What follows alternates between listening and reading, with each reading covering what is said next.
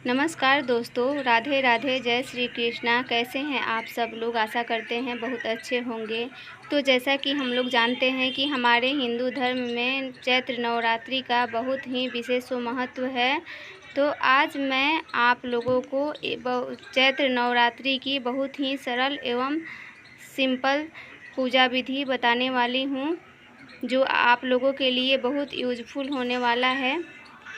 अगर आप लोगों को कलश स्थापना और अखंड दीप नहीं प्रज्वलित करनी है तो मैं आप लोगों के लिए बहुत ही साधारण पूजा विधि लेकर आई हूँ, जिससे माता रानी अति प्रसन्न होंगी। तो चलिए, यहाँ मैं ले ली हूँ एक लकड़ी की चौकी, जिस पे मैं एक लाल रंग का कपड़ा डाल दी हूँ। अब मैं यहाँ चावल से स्वास्तिक बना ली हूँ इस तरह से, और साइड में मैं नवग्रह बना ली हूँ। इस पे एक एक सुपारी रख दी हूँ नवग्रह पर, क्योंकि नवरात्रि के पूजा में नवग्रह का पूजा करना बहुत ज़रूरी होता है। तो यहाँ मैं थोड़ी सी चावल देकर माता रानी का आसन लगा ली हूँ। आपके पास जो भी फ़ोटो हो, मूर्ति हो माता रानी का, उसे रख लीजिएगा।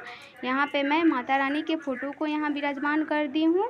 अब मैं साइड में थोड़ी सी चावल की एक आसन बनाऊंगी छोटी सी, जिस पे गणेश भगवान को विराजमान करूँगी, क्योंकि किसी भी पूजा में गणेश भगवान का पूजा पहले किया जाता है। तो यहाँ पे मैं गणेश भगवान को विराजमान कर ली हूँ।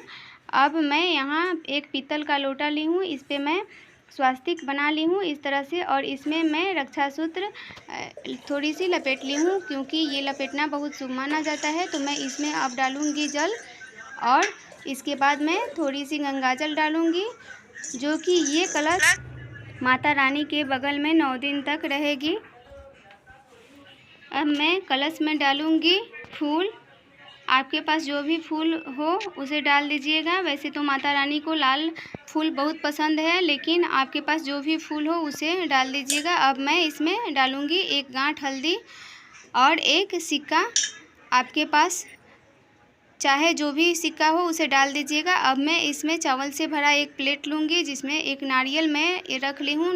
याद रखिएगा, नारियल का मुंह अपने तरफ कीजिएगा या तो ऊपर कीजिएगा।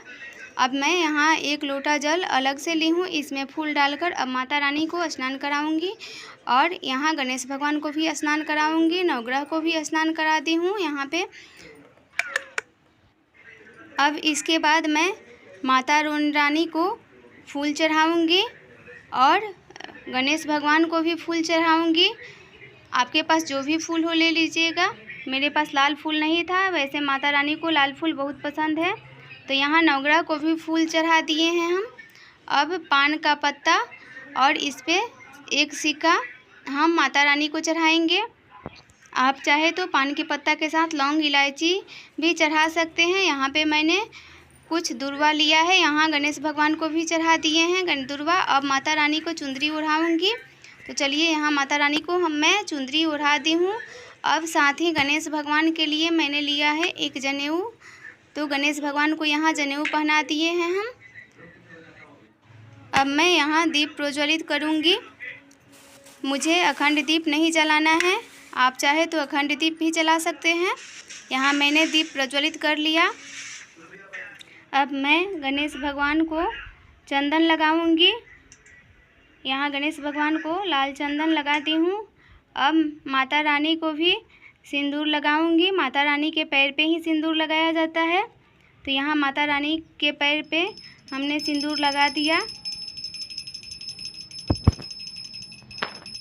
और इधर हमने जो नारियल कलश के ऊपर रखा है, इसके ऊपर भी थोड़ा सा सिंदूर लगाऊंगी। अब बारी आई माता रानी के भोग लगाने का, तो यहाँ पे मैं माता रानी को भोग लगा रही हूँ। आपके पास जो भी फल फ्रूट या ड्राई फ्रूट अवेलेबल हो, या मिठाई जो भी अवेलेबल हो, आप माता रानी को भोग लगा सकते हैं। तो यहाँ मैंने भोग लगा दी। फल और मिठाई, ड्राई फ्रूट्स का भोग मैंने माता रानी को लगा दिया है। अब यहाँ पे मैं दुर्गा सप्तशती का किताब ली हूँ। आप चाहे तो दुर्गा सप्तशती का पाठ भी कर सकते हैं, या तो दुर्गा चालीसा भी पढ़ सकते हैं। तो यहाँ हमने दुर्गा सप्तशती का किताब ही रखा है। आप चाहे तो दुर्गा चालीसा भी पढ़ सकते हैं। आप बारी आई माता रानी की आरती का, तो यहाँ पे हम माता रानी का आरती कर लेंगे। इस तरह से माता रानी का हम आरती करेंगे। यहाँ हमने माता रानी का आरती कर लिया। अब इसके बाद हम जो दीपक जल रहा है उसको हम इस तरह से 3 बार पानी इस तरह से गिराएंगे। अब यहाँ पे हम माता रानी को धूप दिखाएंगे, माता रानी के पास हम हवन करेंगे। ये हवन हम रोज़ के रोज़ भी कर सकते हैं या तो दोनों सुबह और शाम भी कर सकते हैं। तो यहाँ हम माता रानी का धूप इस तरह से हम माता रानी को धूप दिखा लेंगे। तो इस तरह से हमारा पूजा संपन्न हुआ। तो दोस्तों, अगर हमारा वीडियो आप लोगों को पसंद आया हो तो हमारे चैनल को सब्सक्राइब, लाइक और प्यारा सा कमेंट माता रानी के लिए ज़रूर कीजिएगा। आप लोग चाहे तो इस तरह से